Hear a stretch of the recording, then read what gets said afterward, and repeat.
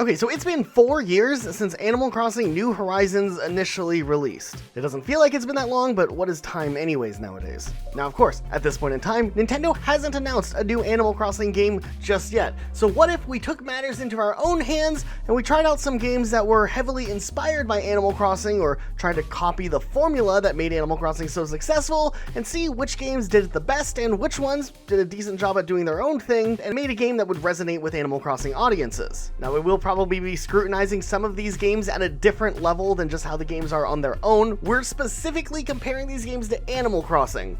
Can any of these games be a replacement for Animal Crossing? That's the question we're asking. So taking a closer look, let's start with Hako Life. Now this game is the most obvious game that tries to emulate the success and formula that made Animal Crossing so successful. Except this game of course was set to release on multiple consoles and PC beyond just like the Nintendo Switch, so it could be accessible to people who didn't have Nintendo Switches to try out something like Animal Crossing.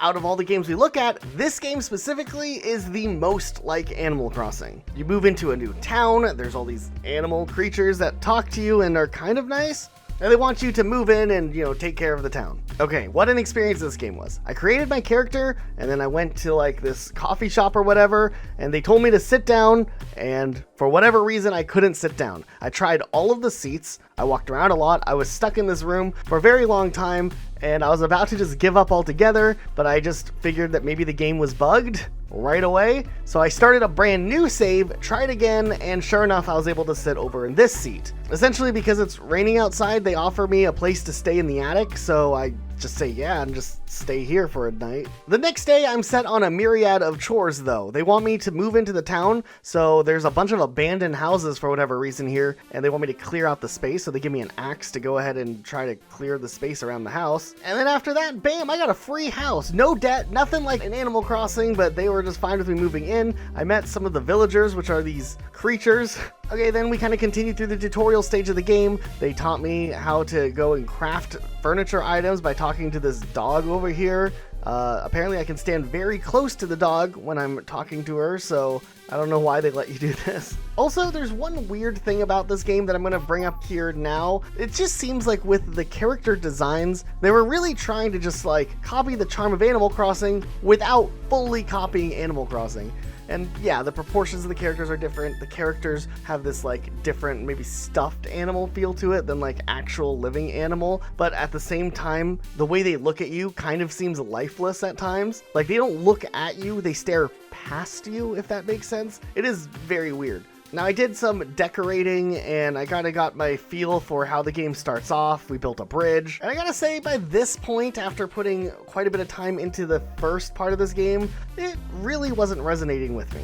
Yes, there are a lot of things from Animal Crossing that you could directly do in this game, but if this is going to be a game that I recommend for Animal Crossing fans to play, I want the game experience to either do something different or go beyond and deeper than what Animal Crossing New Horizons does. This game, while it does have a lot of features from Animal Crossing New Horizons, I can already tell just from how much I've played that the depth doesn't go as deep as what Animal Crossing New Horizons has. The characters are written incredibly blandly. There's no personality or anything distinguishing one character from another. They all just have this neutral, generally happy character personality with them. And that's fine, but it gets boring really quickly. I do have to say some things like putting furniture down is kind of in a cool, intuitive way. But just in general, this game feels like a very demo version of what you would get in Animal Crossing. Like a game version that's maybe like 30% as in depth as what Animal Crossing will provide to you. So if you wanted something to try out and like play around it and kind of capture some of those early feelings of Animal Crossing New Horizons, yeah, you could play this,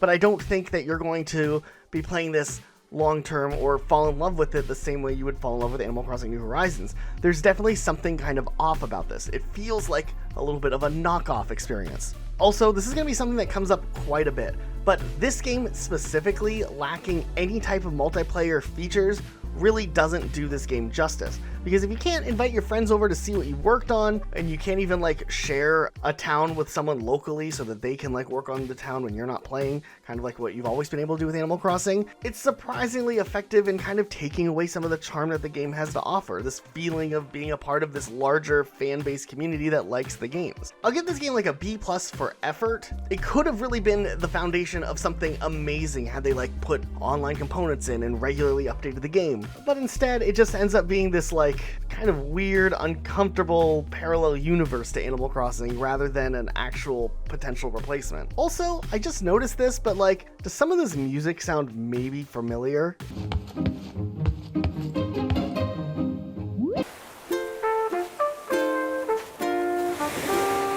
Now I will say, I have looked at some other content creators' towns in Hako Life that they've made after playing the game longer than I have, and it is impressive with what you can design and what you can make, but I just don't see myself sticking with this for too long. So let's look at the next game. Let's shift to the next game, Ooblets. Okay, now Ooblets definitely on the surface looks like it has a lot of charm, and I was pretty excited to give this game a try. It looked like it had a lot of inspiration from some of the cozier lifestyle type games like Animal Crossing obviously, but it had its own twist on it, and it wasn't just trying to be like a carbon copy of what games like Animal Crossing or maybe like Stardew Valley have done in the past. And maybe something focused on trying to create its own identity will go a lot further than something trying to copy Animal Crossing directly. Now it is worth noting that this game's development started well before Animal Crossing New Horizons even released, so a lot of these ideas are pretty original, or at the very least are inspired by maybe the older Animal Crossing games, which this game definitely takes a note from. But I think the art style and the premise alone are pretty charming. Now I think what's really interesting is that this game kind of takes this approach of combining different types of popular games together. Like obviously there's a big inspiration from the Animal Crossing lifestyle, but then there's other inspirations like potentially maybe Pokemon, as you go around and you collect these little creatures called Ooblets, and then you have dance battles with them. What is this? You can farm and grow crops, you can decorate your own house, which is really cool, a huge plus here. And besides your regular little Ooblets and Ooblet dance battles, there are townsfolk that you can talk to as well, kind of immersing yourself in that social lifestyle simulator type game. I do have to say, I absolutely love the art style that was used here and the color approach, and also I was very impressed by the writing style. It is very kind of on the nose and self-aware at times, which in a way kind of makes the overall presentation of this game feel a lot more alive and unique. Like there's this little subtle sarcastic undertone written in a lot of ways. I don't know if sarcastic is the right way to word everything here, but at the end of the day, I really do like the way that some of the things are worded, especially like quests and stuff like that. There's a lot of things to interact with, which is a good plus. And I can see a lot of people having fun with this game. Now, for me personally though, I still feel like this game doesn't necessarily capture exactly what I'm looking for in potentially an Animal Crossing replacement experience. This game's great. It has a lot of depth to it, but I don't feel like this is a game that is built to be something that a player comes back to on a regular basis for months on end. I don't think that was the developer's intention. This is supposed to be kind of a unique experience that you put as much time as you want into it, but inevitably it's not going to be a game that lasts you for years on end. I think this game having so many things right about it maybe also shines a light a little bit more into the type of game that we're specifically looking for, that kind of captures this feeling of participation where you want to keep coming back way down the road from where you started. And I think perhaps Animal Crossing having the day-night cycle and like a actual day cycle where you are expected to come back the next day might contribute to some of these feelings, where Ooblets does have its own system set up, but it's not something that like resets on a real-world 24-hour clock, and it works well for Ooblets. Just like the other game we talked about, Hako Life, this game also is single player only, and I feel like that dramatically cuts down a lot of the interactivity and social aspects that are really integral to Animal Crossing. I mean, yes, you play majority of Animal Crossing by yourself. I think 99% of people who play Animal Crossing typically play it by themselves most of the time. But then there's the little window of time where you have friends come over and you show them your island, or you go visit some other friend's island, and there's like this social aspect, and it's really rewarding to get to show off all the work you've done on your island to your friends by having them come and visit and interact with your designs. I think so many games that try to lean into the cozy gameplay lifestyle aspect miss out on this part a lot. Not being able to show off your stuff directly in-game as if you're actually there with your friends is really a bummer. Even if the online features aren't the most important part of the game, that aspect being in the game is huge for making it feel like you're a part of this connected world where everyone's experiencing the game in their own way. At the end of the day, Ooblets is still an incredible hidden gem, and I strongly recommend picking up this game for full price. $30 if you're liking the design of what you've seen from this game. It's absolutely worth it. It won't be the Animal Crossing replacement you're looking for, but it is a very cool experience and something that you won't regret having tried out. Man, if this game had a multiplayer though, oh, it would be so much fun being able to run around with your friends, show off your house, maybe battle in the Ooblet dance battles with your friends. There's a lot of potential there, but it doesn't look like the developers are planning on doing anything with multiplayer, at least for this title. Okay, let's talk about my time at Poria? I think it's Poria. I don't know too much about this game, but it definitely seems to have the vibe, if you know what I'm talking about, so we decided to jump in and give this one a shot. First things first, the character creator is kind of interesting. We kept hitting random, we got some wild combinations here. Okay, so this game starts off by getting dropped off on this island that has a city called Poria on it. And you get put in charge of this old workshop just outside the city walls. The workshop is run down and you have to fix it up over time. You have to gather materials, which is pretty standard. You start by picking up wood and then stone, and then you make tools, and then you cut down trees, and you farm stone from bigger rocks, and so on and so forth. The world is kind of cool. There's a lot of places to explore, like there's villagers over here and some farms and shops in the city. You can interact with a lot of the villagers and build up relationships with them. I suspect you can even romance some of them eventually. Also, you can challenge them to rock, paper, scissors, and some of them you can even just have a straight up fist fight with. You can like Elden Ring roll to dodge certain attacks. That's insane. I do have to say, this game has a pretty annoying stamina mechanic where if you run out of stamina, you gotta go to sleep to recover it. At least I couldn't figure out a different way to restore it faster yet. Also, you can level up your character to get more stamina and health. There's like this skill tree type thing. This could potentially help you like lower your stamina usage and do more damage to like mobs and whatnot. And so far, things actually look like there is a little bit of depth here. The game has missions to guide you through what you have to do, kind of like how Animal Crossing had those like vague quests where you can go and do it, but they're not like something that you have to do. This game is a little more in your face though. It has like quests on your screen and not just like something that someone told you to do that is more of like a suggestion. I was trying to figure out how to move furniture around, and in this game you kind of just like pick it up, hold it over your head, and then the aiming can be like really fidgety at times. And interestingly enough, there is actually like a full story narrative associated with this game. Like the workshop isn't the only one, and there's even rivals in the game. Ultimately, I think we're basically just like a contractor that has random jobs around the island, at least at the beginning. And you can take a bus around town and kind of just sit there awkwardly while the bus goes around and around. You can even craft yourself like a vehicle if you need one, which is kind of cool. Now, there are enemies in this game. Some of them look kind of creepy, like look at this ladybug. But overall, this game is pretty fun. There are things to do and explore. It has a lot of depth, and according to how long to beat, it seems like this game takes about 70 hours to complete, which is, you know, roughly the same amount of time it would take to like reach the finale of Animal Crossing before you're kind of in that post game where you really just go all out in growing out your island. And it is cool that this game is on Game Pass. However, as great as this game is, it once again feels like a game that has a lot of elements of Animal Crossing, but it doesn't necessarily have that same depth and charm. Like, yes, we decorate a house, yes, we go and build this and that, but I think this game's strong point is more story focused, and it's more supposed to be another game that you sit down, you play through it, and then when you're done with it, you put it away. It's not a game that continuously has you coming back for like a year or something like that, which at the very least, Animal Crossing New Horizons had enough replayability to last people multiple months, maybe like half a year to a year at the least. But this game does do some pretty cool things. I think it is a huge shame that there is not a multiplayer mode to this game, because I feel like this game would be really good in a multiplayer setting, especially if you could work alongside a friend in like fixing up the workshop together, rather than like in an open world that has, you know, people with their own separate camps or workshops or something like that. Now, I guess this first game was a pretty decent success because they made a sequel game that just released last year called My Time at,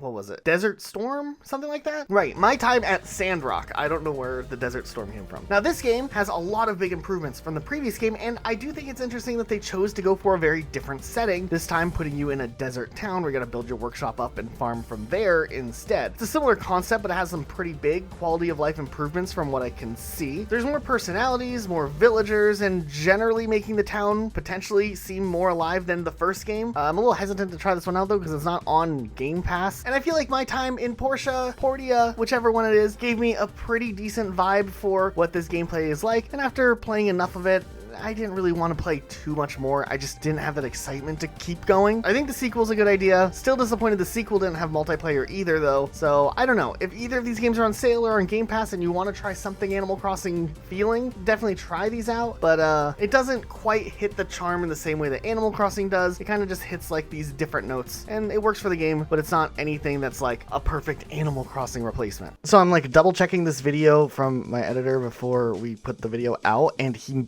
figured out that there is online play. I don't know how I missed that. I don't think maybe the console versions have it yet, but maybe on PC it does, or maybe it is everywhere. But this is a game changer, and I'm just saying I didn't have time to look into the online component yet for this specific video. However, I definitely am going to go back on my own time and give My Time at Sandrock a chance, a better chance, because the online component is massive to me, and I think I might want to play this with some friends. So yeah, quick lazy edit insert, but hey, I just wanted to be fair.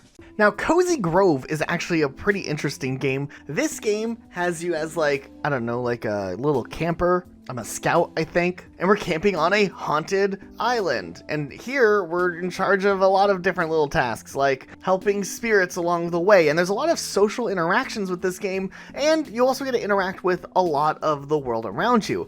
Now, the art style of this game is unique. It is definitely a different style from what we're used to in seeing these types of games, but at the same time, it kind of works in a weird way. Sometimes it's a little confusing to tell what you can and can't interact with, but outside of that, this gameplay, surprisingly enough, doesn't actually feel all that bad. And I do really like the charm and atmosphere that this game gives off. Now, as far as how much depth there is in this game, it runs into a pretty similar problem that a lot of the games we've talked about so far kind of run into. There is a lot to experience, there's a lot to look at, and you're supposed to take this game kind of one step at a time and just work your way through it. However, I don't feel like this game has the same long-term goals that games like Animal Crossing have, where you have to like pay off debt and try to upgrade your house or upgrade your island status. I mean, there are incentives and things to work on similar, but not in the same like extent where the reason you get back on is to work on these little jobs and whatnot. It does have a clock that syncs to the real world time though, which is a huge benefit that this game takes over a lot of these other games where you feel like the content is just kind of bingeable and not necessarily in a format that's supposed to have you playing a longer time. So I would give credit there. But man, this game does feel really, really slow when you play it. And in the description of the game, it says you're only supposed to really play the game for 30 to 60 minutes a day, which is fine. And I get they want people to spend a longer period of time playing the game rather than playing everything at once. But a game like Animal Crossing, you could sit down and play 6 hours in one single day, and then the next day have all this new stuff to do. And this game obviously is only a fraction in depth and scale in regards to like how much there is to do compared to what Animal Crossing New Horizons has. I do have to say though, Cozy Grove is a top tier game in the quote unquote cozy genre. And I would say if you're looking for something that you could maybe come back to and play on and off if you're not someone who like does these long binge sessions, this game could be a lot of fun for probably a month or so before you'd really run out of things to do. And that's still a pretty big win. I think I remember reading a while back that the developer was looking into working on more projects like this in the future. So we are also optimistic that if they do follow this game up, now that this game has been out for a while and was pretty successful, maybe we'll see something bigger and better in a follow-up game that could have potential to be at least closer to maybe that perfect game that we're looking for here. But as it stands, I think Cozy Grove is just maybe a little too slow-paced and doesn't have quite enough depth to warrant like being this big, victorious Animal Crossing killer. Now, over on the other hand, we have a game like Time on Frog Island, which aesthetically looks fantastic. I think this game has a very great visual palette that kind of meshes well with the same style that a lot of Animal Crossing fans have loved from Animal Crossing. Essentially, this game starts out with you getting stranded on an island, and there's these anthropomorphic frogs who I guess are kind of like what the equivalent to villagers in Animal Crossing are. And this game is kind of more about the interaction you have with the villagers, but in a simple way. You can kind of just like run errands for them, deliver items, and sometimes there's a puzzle you have to solve. The game is kind of focused mostly on that, but there is also like a way you can get a house and get a little plot of land to farm on, but it's not really a part of the main story. And what was really surprising here is that this game has a runtime of only about 2.5 to 4 hours before you beat the game, which is relatively short for a game that is kind of classified into this cozy genre. I mean, it was only $20, but I do enjoy the presentation here, but I do feel like the refinement and the content itself is pretty limited. I mean, yeah, there are a lot of things similar to Animal Crossing. There's collectibles you can find and activities you can do, like fishing, bug catching, or gardening. And you do kind of have this like social interaction with the villagers, much like you would in Animal Crossing, which is a good plus. But ultimately, with there not being that much going on in this game itself, I would recommend maybe waiting for a big sale or something before picking up this game. $20 seems pretty steep for a game that has such a short potential runtime if you do decide to play the game long enough to beat it. But if it goes on sale, which we've seen it on sale for as low as like $4 before, it could be a huge and great opportunity, because this game might just like be a fun little time to kill an evening or two with before, you know, seeing most of what this game has to offer. Okay, there's one more game we have to talk about, and this game isn't going to show up on any list of games that are cozy like Animal Crossing that you should play today. It's not out there. But this game, I feel like, touches on some of the best features of Animal Crossing, and the gameplay is not anything like Animal Crossing, but there's just something about this next game that if you resonate with Animal Crossing, it's going to weirdly resonate with you too. And that game is Persona 5 Royal. I've only played this game for the first time literally last year. And you know that feeling you had when you were a kid and you got a really awesome game and you were so excited to play it, like you couldn't even sleep, you woke up and you're excited to play that? I finally had that feeling with a new game for the first time in